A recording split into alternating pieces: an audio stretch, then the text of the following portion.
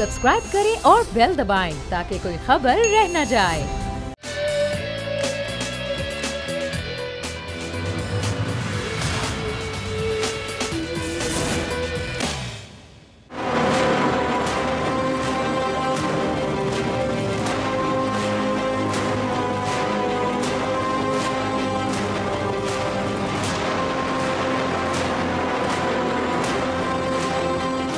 मुल्क में नहीं रहते, यहाँ हम नहीं बचा सकते किसी। मेरी बेटी ने बहुत हिम्मत की, देखिए मेरी बेटी हार गई है। प्लीज मिलके कुछ खड़े हो और ताकि किसी और की बेटी ना जाए यार।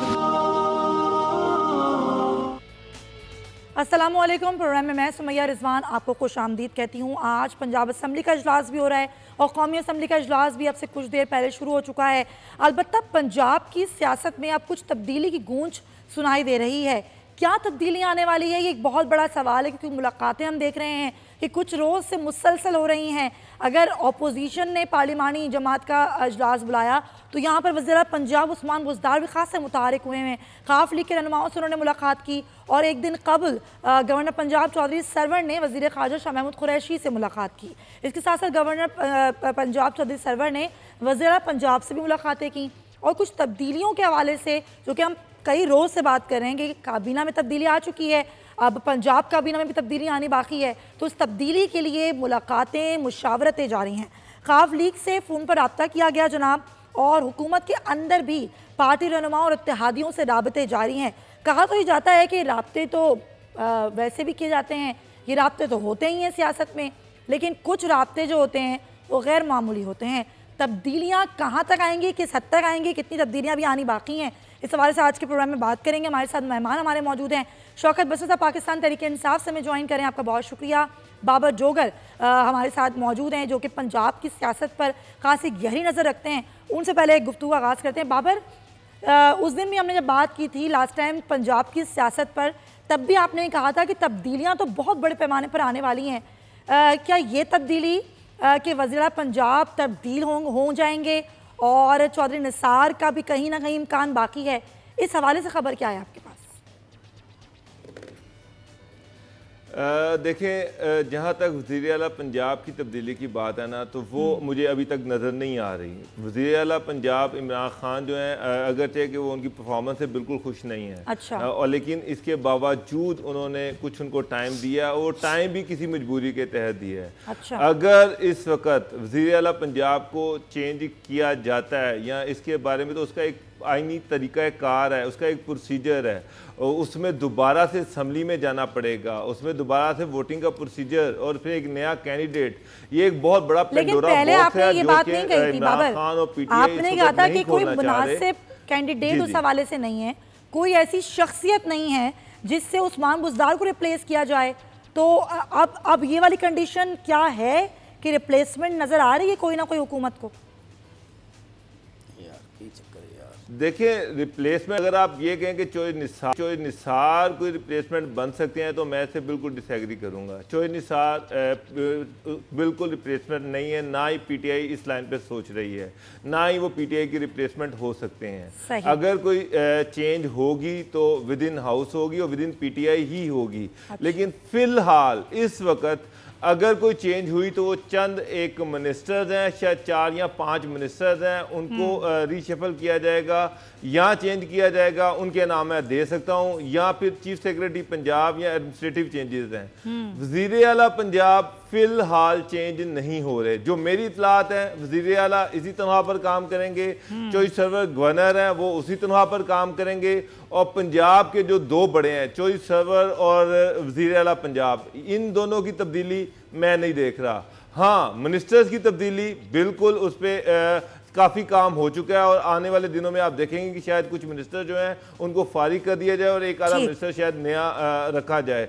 और उसके साथ साथ एडमिनिस्ट्रेटिव लेवल पर चीफ सेक्रेटरी पंजाब वो चेंज हो रहे हैं, आईजी पंजाब चेंज हो चुके हैं, बेतहाशा आला पुलिस अफसरान जो हैं उनमें तब्दीली आएगी, और अगर जो चीफ सेक्रेटरी पंजाब तब्दील होंगे तो उसमें भी मजीद तब्दीली आएंगी। चलें, ये तब्दीलियों के हवाले से तो बिल्कुल हम आ गए हैं, लेकिन ये जो तब्दीली जिसकी मैंने बात की, आप इसे डिसएग्री करते हैं?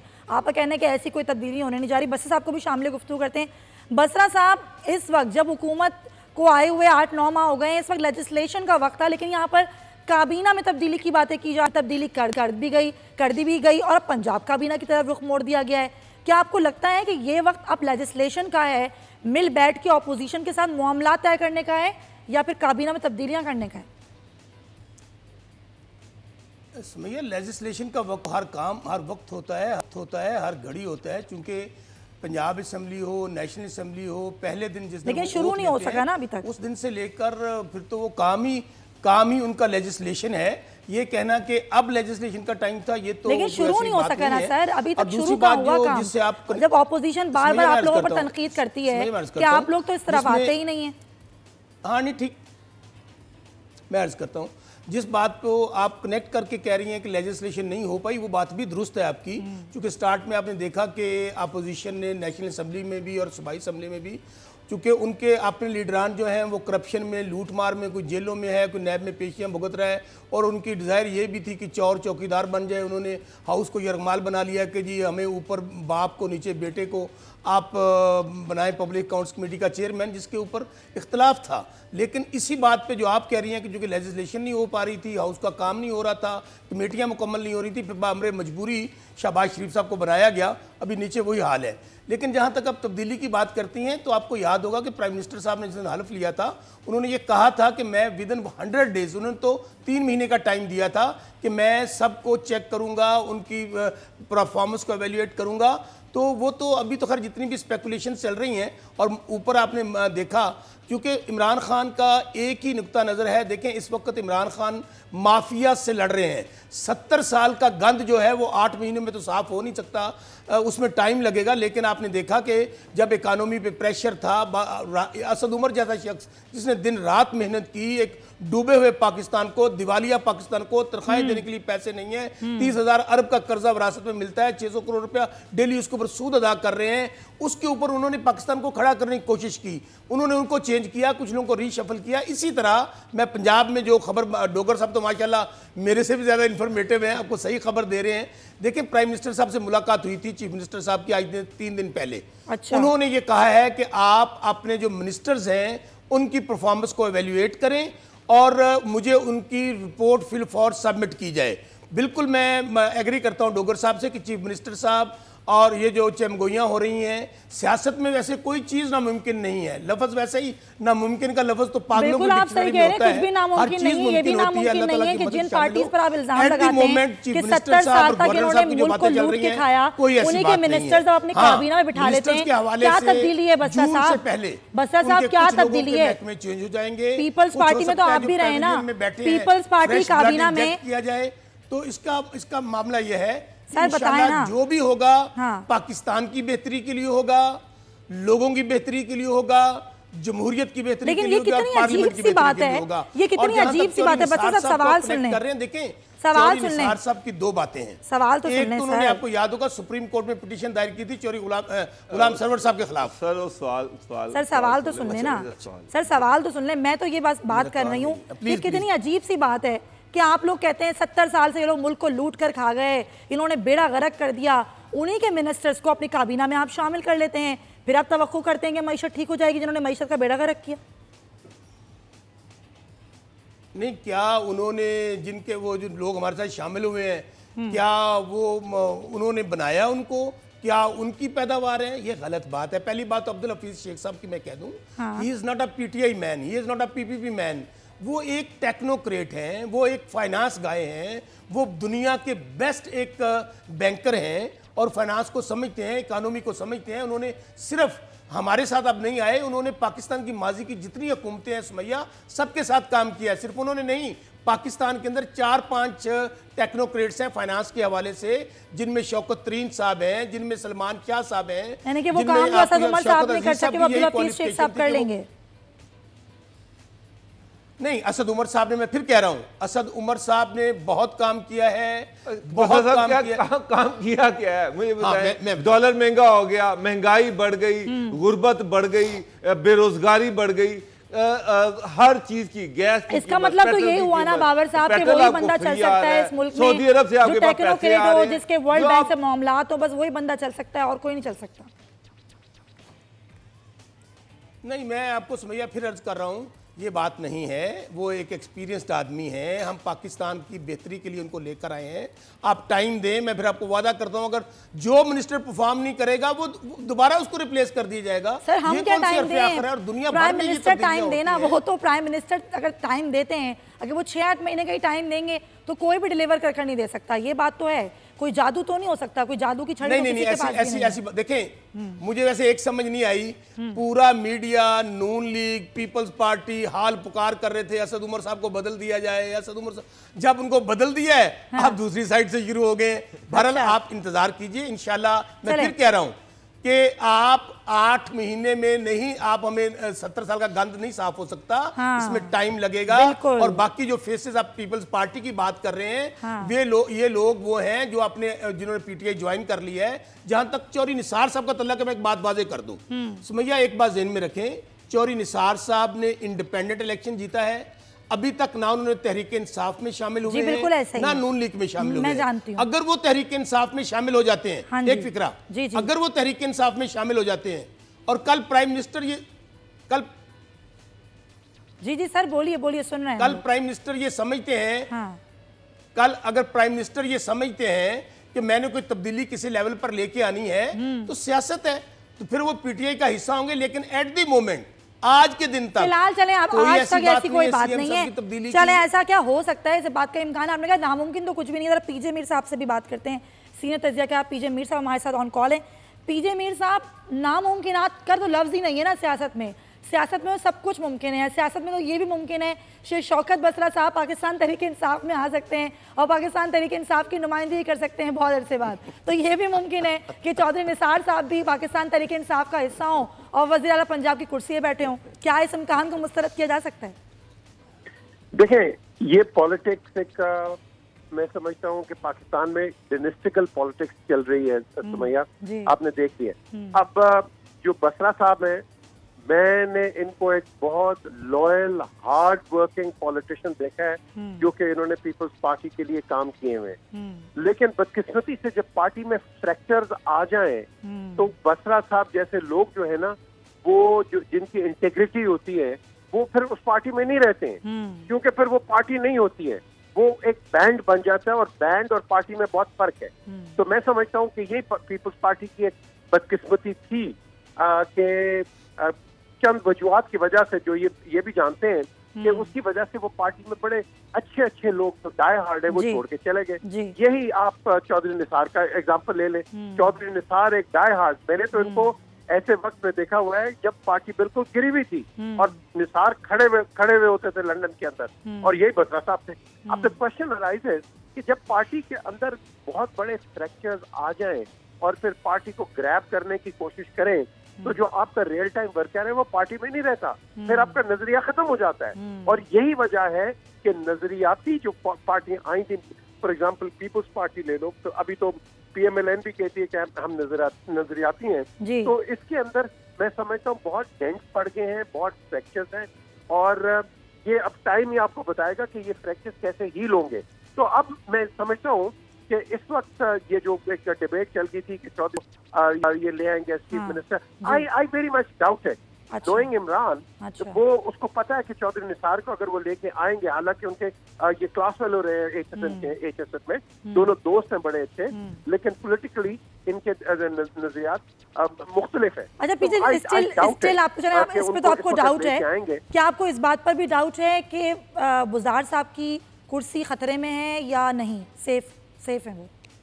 देखिए, बुज़ार साहब की जो कुर्सी है वो तो ओपन है, सारों को पता है। उनको बेचारे बहुत शरीफ आदमी है, लेकिन हर तरफ से उनको एक तनकीद हो रही है, और तनकीद ये नहीं कि तनकीद बराए तामीर हो रही है कि भाई खुदा के लिए ये करो। पंजाब की ब्यूरोक्रेसी आधे से ज्यादा जिनसे मैं मिला हूँ वो तंग आए हुए हैं कि जी हमें काम नहीं करने दे रहे। फिर उसके बाद दूसरे इनके एमपीएस खुद वो तंग आ गए हैं, वो तो कहते हैं ब्यूरोक्रेसी काम नहीं करने दे रही, पेरेंट्स बहुत हो रही है, दोनों तरफ से है ना मामला। उस लिहाज से आई थिंक ये अंडर फायर है। अच्छा जी पीजे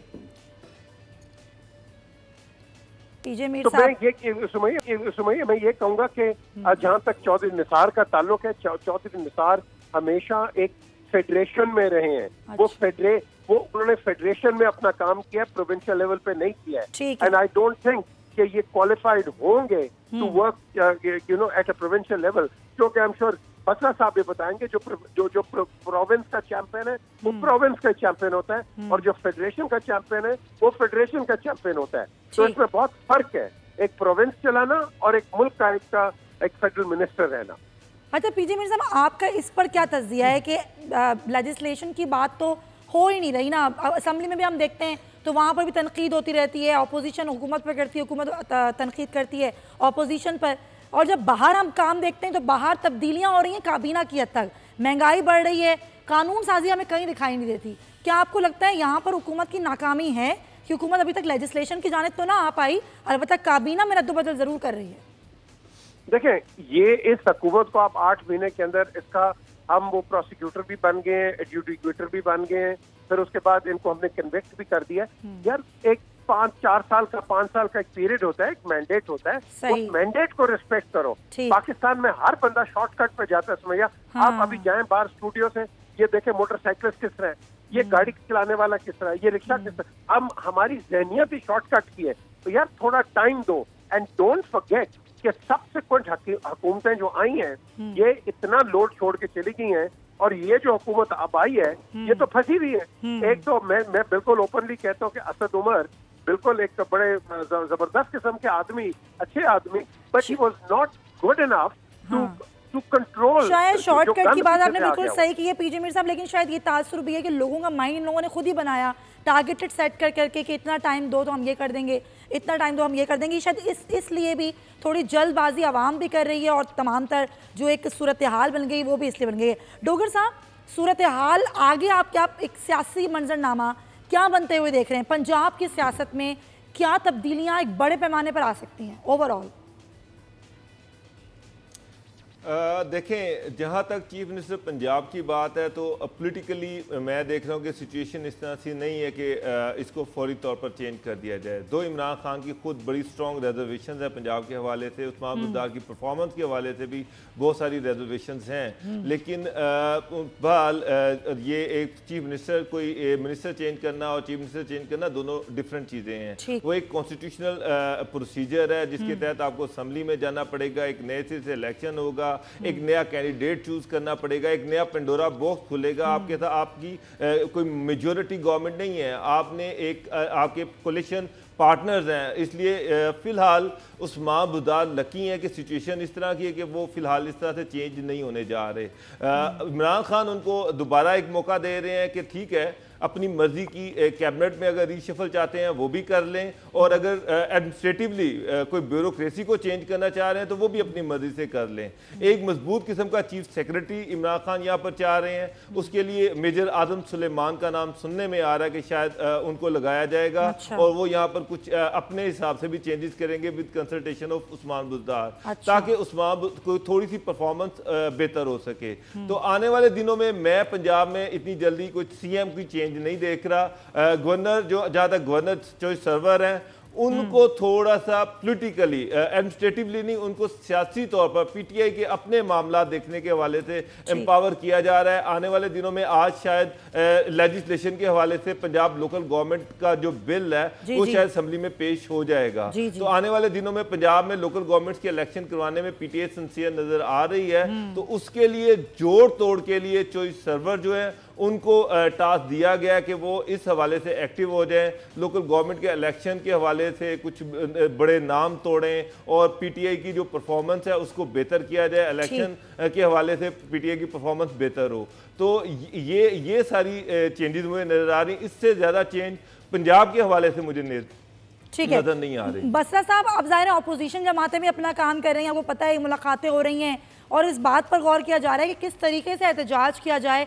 गो के एहतजाज तो महंगाई के खिलाफ किया जा रहा है, ये जो महंगाई का तूफान आया है अपोजिशन कहती है, तो अब हुकूमत के खिलाफ हम खड़े होंगे और एहतजाज करेंगे, हुकूमत को टफ टाइम देंगे।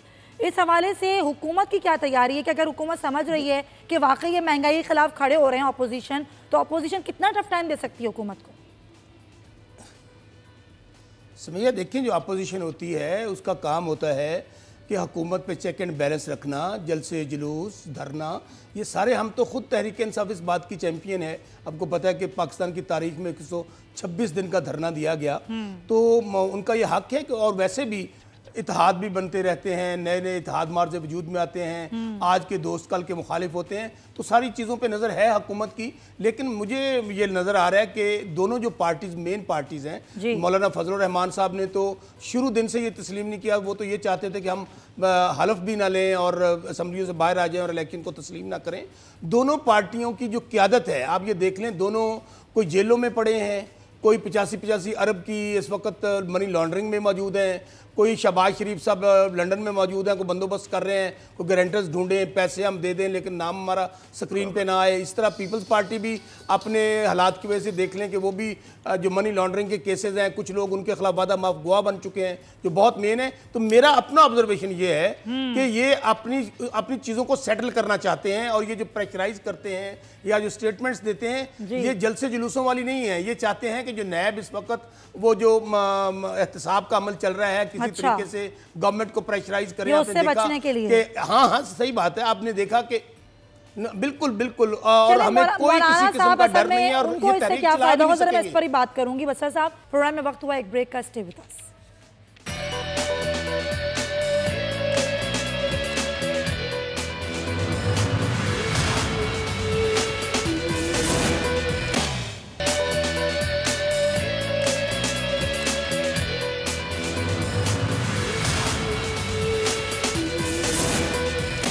Welcome back to the show. पूरे मुल्क में पोलियो मुहिम का आगाज़ हो चुका है। पेशावर में भी पोलियो से बचाव की वैक्सीन पिलाई गई, लेकिन पेशावर में वाक़या पेश आया कि एक निजी स्कूल में जब ये मुहिम चलाई गई और वहाँ पर मौजूद बच्चों को पोलियो से बचाव की वैक्सीन पिलाई गई, तो कई बच्चों की हालत ख़राब हो गई, और ये तकरीबन 60 के करीब बच्चे थे जो कि अस्पताल लाए गए।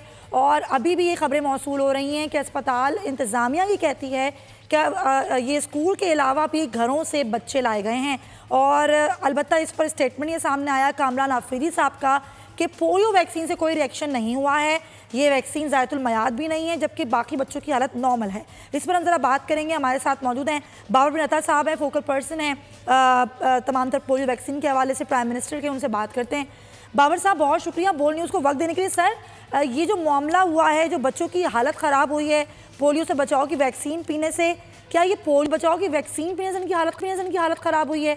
आप क्या बताएंगे इस हवाले से? जी, सबसे पहले ये बात करना कि ये कहा जा रहा है कि पोलियो वैक्सीन से रिएक्शन हुआ है, ये थोड़ी ज्यादती है, क्योंकि ये वैक्सीन जो है जी, ये पूरी दुनिया में इस्तेमाल हो रही है, और ये देखें इंडोनेशिया से आती है, और ये इसको आलमी इदारा से जो है वो इसको क्लैरिफाई करता है, ये कोई इस तरह नहीं है, और कभी भी पोलियो वैक्सीन इस तरह का रिएक्शन नहीं कॉज करती। आपको इसके साथ साथ ये भी इल्म होना चाहिए कि इस वक्त जो है पूरे मुल्क में कैंपेन जारी है, जिसमें 4 करोड़ बच्चों तक हम रसाई हासिल कर रहे हैं। उन 4 लाखों स्कूलों में पेशावर के एक खसूसी स्कूल में जो है, जो कि हमारे रिकॉर्ड के मुताबिक, मुझे जो बताया गया है, हमारे रिकॉर्ड के मुताबिक वो स्कूल माजी में भी रिफ्यूजल था, यानी इनकारी। वहां पे ये शिकायत आई है। इस बात से कतई नजर कि इसके पीछे क्या है, जो भी है वो मैं बताते खुद इसकी तहकीकात करूंगा, लेकिन अच्छी खबर ये है कि बच्चे जो हैं वो बिल्कुल ठीक ठाक हैं, हॉस्पिटल में उनका चेकअप कंप्लीट होता जा रहा है। और मेरी अभी डॉक्टर शहजाद अकबर हैं जो हयाताबाद मेडिकल कॉम्प्लेक्स के सरबराह हैं, उनसे बातचीत हुई है, और उन्होंने मुझे बताया कि इंशाअल्लाह उम्मीद है कि आज या कल तमाम बच्चों को डिस्चार्ज करना। अच्छा, ये बताएं, क्या इस बात का इम्कान है कि ये वैक्सीन जो बच्चों को पिलाई गई पोलियो से बचाव की, ये ज़ायतुल मयाद थी? जी, पोलियो वैक्सीन जो है जी, अगर वो एक्सपायर जिस तरह आप कह रहे हैं हो जाए, तो वो अपनी अफादियत खो जाती है, उससे कोई अभी तक जो है दुनिया में कोई एडवर्स इफेक्ट की कोई शिकायत नहीं है पूरी दुनिया। बिल्कुल सर। ये जो लोग पोलियो वैक्सीन देते हुए बच्चों को घबराते हैं, हम अमूमन ये तासुर देखते हैं बाबर साहब के घरों पर भी, अगर ये टीम्स आती हैं पोलियो से बचाव की वैक्सीन देने, तो लोग नहीं पिलाना चाहते हैं ये वैक्सीन। इस तासुर को किस तरीके से ख़त्म किया जा सकता है? पोलियो प्रोग्राम 1994 में पाकिस्तान से शुरू हुआ था, और क्योंकि मैं खुद पोलियो प्रोग्राम का हिस्सा रहा हूँ, पोलियो प्रोग्राम का सबसे बड़ा एक मसला जो है वो ये है कि ये तकनीकी प्रोग्राम है, और इसमें कभी भी इस बात पे इतना जोर नहीं दिया गया कि आप मीडिया को और टीवी चैनल्स को इन्वॉल्व करके आपने जो है वो वालिदैन पे शऊर उजागर करना है, और इसी बात पे जोर दिया गया कि दवाई पिलाते जाओ, दवाई पिलाते जाओ, दवाई पिलाते जाओ। और ये आप बिल्कुल सही फरमा रही हैं ये पोलियो प्रोग्राम का फेलियर है कि हम वालिदैन में शऊर उजागर करने में अब तक नाकाम हो गए हैं। लेकिन मेरा आपसे वादा है कि मैं दिन रात एक करके इस पर काम कर रहा हूँ और करता रहूंगा इंशाल्लाह। तो ये काम कब तक जारी रहेगा? क्या कोई कैंपेन भी चलाई जा रही है इस हवाले से? ऑलरेडी आप देख रहे हैं कि पहली दफा टीवी चैनल पे जो है वो बहुत एग्रेसिव स्टाइल में कैंपेन चल रही है। और क्योंकि अब वक्त आ गया है कि हम जो है वो नॉर्मल कैंपेनों से निकल के सीधी बात करें और वालिदैन को बताएं कि जब तक गटर के पानी में वायरस मौजूद है आपके बच्चे महफूज नहीं है। बहुत बहुत शुक्रिया। बाबर मेहता साहब हमारे साथ मौजूद थे, नुमाइंदे हमारे साथ हैं। अब तक ये खबरें मौसूल हो रही हैं आसिफ के जो अस्पताल इंतजामिया है वो ये कहती है कि सिर्फ अस्पताल बच्चे वो नहीं लाए गए जो स्कूल में जिनको पोलियो से बचाव की वैक्सीन दी गई, बल्कि घरों से ही बच्चे लाए जा रहे हैं। बताइएगा इस खबर में कितनी सदाकत है और अब तक कितने बच्चे अस्पताल लाए जा चुके हैं? देखिए सुमैया, कुछ हद तक तो ये खबर बिल्कुल दुरुस्त है कि जो बच्चे अब घरों से आ रहे हैं, असल में उसकी बुनियादी वजह ये है कि जब सुबह ये वाकया पेश आया एक निजी स्कूल में और उसके बाद 60 से 75 बच्चों के दरमियान जो है HNC हयाताबाद मेडिकल कॉम्प्लेक्स बच्चों को दाखिल कराया गया। वहाँ उनकी तिबी इमदाद उनको दी गई। इलाज मुआवजे के बाद बेशतर बच्चों को उसी वक्त जो है घर भिजवा दिया गया था। लेकिन जो ही मीडिया पे ये खबरें चलना शुरू हुई और ये खबरें जिस तरह ज़ेर गर्दिश आई तो बाकी जो घरों में वालिदैन थे वो परेशान हुए और उन्होंने इन अफवाहों पर, जो अफवाहें गर्दिश कर रही हैं, तो उन पर यकीन करना शुरू कर दिया। हालांकि उनके बच्चे बिल्कुल नॉर्मल हैं, सेहतियाब हैं, लेकिन अपनी तसल्ली के लिए अब तक कितने बच्चे अस्पताल लाए गए हैं सिर्फ?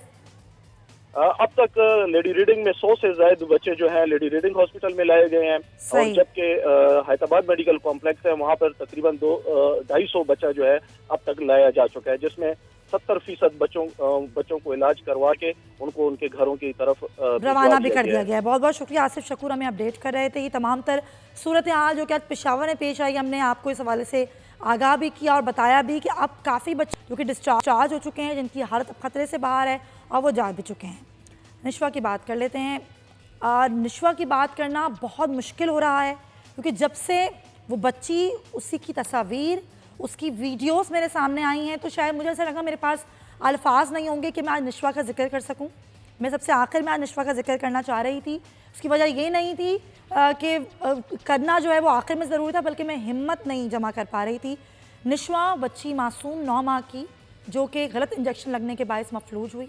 14 रोज़ तक वो ज़िंदगी की जंग लड़ती रही और आखिरकार वो ज़िंदगी से हार गई और अपने माँ बाप को रोता बिलखता छोड़ गई। वो बाप जिसकी वीडियो मैंने देखी और उसको कोई उम्मीद नहीं है इंसाफ मिलने की, वो कहता है कि बस मैं ये चाहता हूँ कि अब एक और किसी बच्ची के साथ ऐसा ना हो।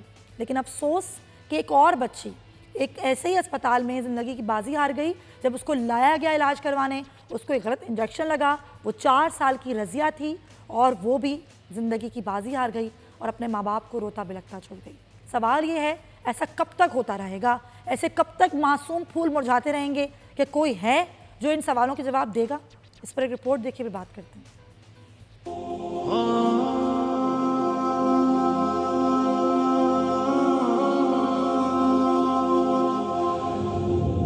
मेरी बेटी ने बहुत हिम्मत की, लेकिन मेरी बेटी हार गई। मसीहा लापरवाह, अस्पताल इंतजामिया गफलत का शिकार, वालिदैन रोते रह गए। हुक्मरानों के पास दुख और अफसोस के सिवा कुछ नहीं। अस्पताल इंतजामिया की गफलत से होने वाली हलाकतों ने शहरियों को तशवीश में मुब्तला कर दिया। कराची के इलाके गुलिस्तान जौहर में दारुल सेहत अस्पताल इंतजामिया की गफलत 9 माह की मासूम निशवा की जान ले गई। गलत इंजेक्शन लगने से निशवा का 71% दिमाग मफलूज हो गया था। कोरंगी बिलाल कॉलोनी में 4 साल रजिया को अताई डॉक्टर ने गलत इंजेक्शन लगाया, जिससे बच्ची की जिंदगी का चिराग बुझ गया। निशवा के वालिद कैसर ने शाहरा फैसल थाने में अस्पताल इंतजामिया के खिलाफ मुकदमा दर्ज किया था, जिसमें इक़दाम कत्ल और आज़ा को नुकसान पहुँचाने की दफात शामिल की गई थी। मेरी बेटी चली गई, प्लीज मिलके कुछ खड़े हो और जाके किसी और की बेटी ला जाए यार।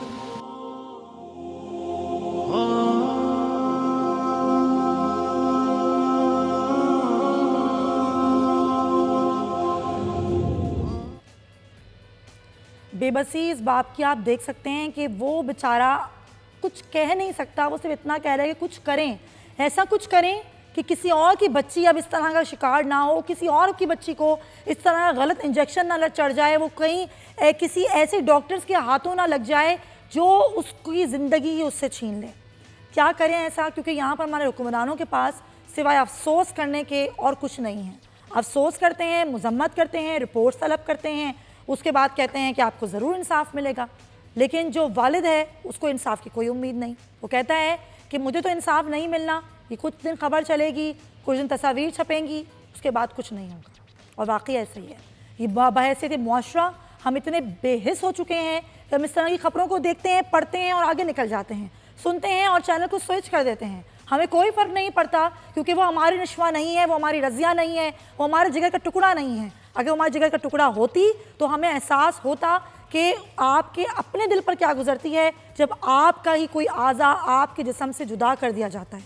वो मासूम जो कि बोल भी नहीं थी, जो अपनी तकलीफ़ को बता भी नहीं सकती थी कि उसके साथ आखिर ऐसा हुआ क्या है कि उसका जहन मफलूज हो गया, उसकी जिस्म मफलूज हो गया और आखिरकार बच्ची लड़ते लड़ते लड़ते ज़िंदगी की जंग बाजी हार गई। उसकी माँ ने जिस तरीके से अपनी बच्ची को गोद में लिया, और यकीनन वो गोद में ही लेके उसको हॉस्पिटल गई होगी, उसने नहीं सोचा होगा कि जब मैं उसको लेकर जा रही हूँ तो मैं उसको वापस नहीं ला पाऊँगी, वापस उस बच्ची का जनाजा आएगा। उस माँ ने ऐसा कभी नहीं सोचा होगा। लेकिन अफसोस कि उसके बाद उसका जनाजा आया और अपने हाथों से वो लेकर घर के अंदर दाखिल हुई। ये यकीनन हर इंसान जो दर्द दिल रखता है उसके लिए बहुत ही तकलीफ़ की बात है कि वो उस दर्द को किस तरह से सहे। हमारे हुक्मरान, हमारे डॉक्टर्स, हमारे ऑफिशल्स वो इस तरह की खबरों पर आके बड़े बड़े बयानात देते हैं, उस घर पे जाके दौरा करते हैं, मजम्मतें चलाते हैं, और उसके बाद जब मीडिया भी इस खबर को हटा देता है, क्योंकि ज़ाहिर है जो खबर पुरानी हो जाती है उसको हटाना पड़ता है, तो फिर ये सब सारी चीज़ें बंद हो जाती हैं, ये फाइलें बंद हो जाती हैं। क्या हुआ मुल्ज़िमान का, क्या उनको कोई सज़ा हुई या किसी को पकड़ा गया, कुछ नहीं पता। हम बहुत कोशिश कर रहे हैं कि मिनाज खुदवाई साहब को कॉल कर लें, उनसे बात कर लें। वो CEO हैं हेल्थ केयर के, ये डिपार्टमेंट जो कि बनाया इसीलिए गया था कि जितने भी अस्पताल हैं जहाँ पर इस तरह के नाक़िस इंतज़ामात हैं उसके लिए इदारा क्या क्या कुछ कर, लेकिन वो हमारा फ़ोन नहीं पिक कर रहे हैं। हम ये कोशिश करेंगे कि वो फ़ोन हमारा पिक कर लें। लेकिन इस वक्त अमीर अब्बास हमारे साथ हैं, हमारे सीनियर एंकर पर्सन, उनसे बात करते हैं। अमीर, मुझसे तो बोला नहीं जा रहा, मुझे समझ में नहीं आ रहा कि मैं कौन से अल्फाज इस्तेमाल करूँ, क्योंकि वो ये निशवा तो किसी के जिगर का टुकड़ा थी। अगर ये उन लोगों के जिगर का टुकड़ा होती जो बड़े बड़े बयानात देते हैं, शायद वो सिर्फ मजम्मत का लफ्ज़ इस्तेमाल ना करते। आप क्या कहेंगे? आप यकीन करें कि ये पिछले 3-4 रोज़ से जो मुसलसल खबरें आ रही थी निशवा से मुतल्लिक, और आज एक और खबर आ गई कराची से ही, इसी तरह एक बच्चे की जान चली गई लापरवाही की वजह से, डॉक्टर की, अस्पताल के अमले की। आप यकीन करें कि वो जो एक रियासत का तस्वुर है कि रियासत एक माँ की तरह होगी, रियासत वो शफकत दिखाएगी जो दिखानी चाहिए, एक जिस तरह एक माँ शफकत दिखाती है, जैसे बाप शफकत दिखाता है। लेकिन ये कैसी रियासत है कि जहाँ आज तक कोई ऐसा निज़ाम नहीं बन सका, कोई इस मुल्क के अंदर कोई इदारा उस तरह काम ही नहीं कर पा रहा जिस तरह उसको करना चाहिए।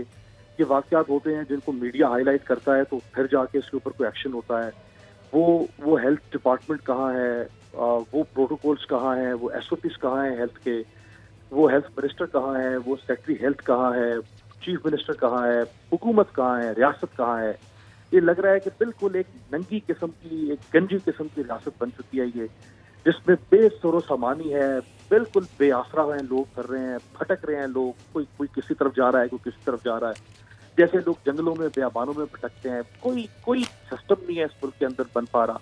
अब ये 11 साल से इनकी हुकूमत है। आप देखिए सिंध के अंदर, अगर कराची के अंदर जो कि कैपिटल है सिंध का, जहाँ चीफ मिनिस्टर है, जहाँ चीफ सेक्रेटरी बैठता है, जहाँ सेक्रेटरी हेल्थ बैठता है, जहाँ DG हेल्थ बैठता है, अगर वहाँ पे इस किस्म के अस्पताल काम कर रहे हैं, अगर वहाँ पे डॉक्टर इस किस्म की गफलत का मुजाहरा कर रहे हैं, इस किस्म के कितने बच्चे हो, कितनी नशवा होगी। ये तो एक केस आया। बिल्कुल सही अमीर अब्बास, बहुत शुक्रिया आपका। ये तो एक केस है जो कि आगे हम बन गया और आप सबको पता चल गया, पता नहीं कितनी नशवा जो कि ज़िंदगी की बाजी इसलिए हार गई कि उनको गलत इलाज मिला।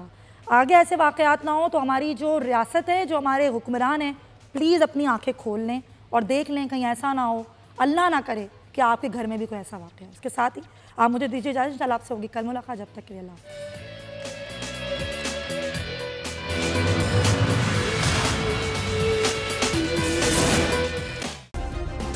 सब्सक्राइब करें और बेल दबाएं ताकि कोई खबर रह न जाए।